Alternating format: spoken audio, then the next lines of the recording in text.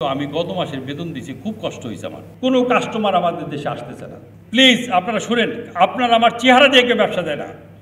বাংলাদেশে সহজলভ্যে পায়, টাইমলি পায়, এই কারণে বিদেশিরা দেশে আসে। এখন সেই সহজলভ্য আর বাংলাদেশ নাই। কোনো 5টা দেশ তারা আমাদের বাংলাদেশকে ভ্রমণ ব্যান করে দিয়েছে।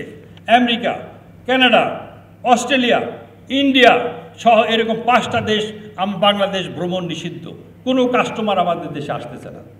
এবং এখানে তাদের যে অফিস আছে তারা বলছে যে যদি আমরা প্রত্যেকদিন তাদেরকে বলি ভাই কালকের থেকে নর্মাল হয়ে যাবে, তোমার মাল তুমি পেয়ে যাবা। পরশু দিন বলি ভাই কালকের থেকে নর্মাল হয়ে যাবে। এই নর্মাল হইতে হইতে ওরা আর আমাকে বিশ্বাস করতেছে না। দে হ্যাভ অ্যাডভাইস যে please shift another neighbouring country. যে কোনো দেশে তুমি পারো, আমি এই রিস্ক নিব না, কারণ আমার সিজনাল ব্যবসা। টাইমলি যদি আমি না পাই, আমার এই পণ্য দিয়ে আমি কী করবো? অতএব they are not going to wait for us. আমি একটা চিত্র সবার জন্য বলি, আমার কাছে কপি আছে, এটা ওয়েবসাইটেতে নেওয়া।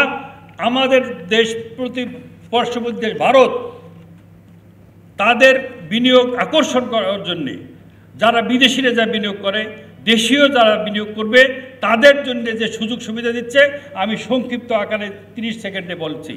5টা স্টেটে তারা যদি কর্ণাটকা, উড়িষ্যা, অন্ধ্রপ্রদেশ, বিহার, গুজরাট, এই 5টা প্রদেশে যদি কেউ বিনিয়োগ করে তাহলে সরকার ক্যাপিটাল মেশিনারির জন্য সর্বোচ্চ 50 কোটি টাকা দিবে সরকার নিজে। বেশি পাকা টমেটো আর সিক্রেট রেসিপির কম্বিনেশনে তৈরি প্রাণ সসের বস। গত মাসের বেতন দিয়েছি, খুব কষ্ট হয়েছে আমার। কারণ তৎকালীন সরকারের সময় হরতাল, উনি ছুটি দিলেন, সরকারের ছুটি দিলেন, কারফিউ দিলেন, আমরা কাজ করতে পারিনি। আমাদের সরকার পরিবর্তন হওয়ার সময় আবার সরকারি ছুটি, কারফিউ, কাজ করতে পারিনি। তারপরে শুরু হলো আন্দোলন, শ্রমিক আন্দোলন। কী জন্যে? প্রথম নাসা গার্মেন্টস থেকে শুরু হলো, নাসা গার্মেন্টস বের করলো পাশের গার্মেন্টসকে, পাশের গার্মেন্টস থেকে বের করে এসে দরজা ভাঙা শুরু করলো। এখানে জয়েন্ট সেক্রেটারি আছে, শ্রমিক প্রতিনিধি আছে, মালিক প্রতিনিধি আছে, নিরপেক্ষ মেম্বার আছে। এরপর যদি আপনাদের বলছে 1 মাসের মধ্যে সমস্ত পক্ষের সাথে আলোচনা করে সিদ্ধান্ত নেবে।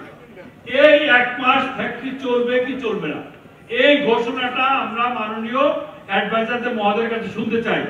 আপনারা যদি বলেন কালকে থেকে ফ্যাক্টরি নিয়ে আপনারা চালান, সরকার দায়িত্ব নেবে আপনাদের প্রোটেকশন দেওয়ার, আমরা চালাবো।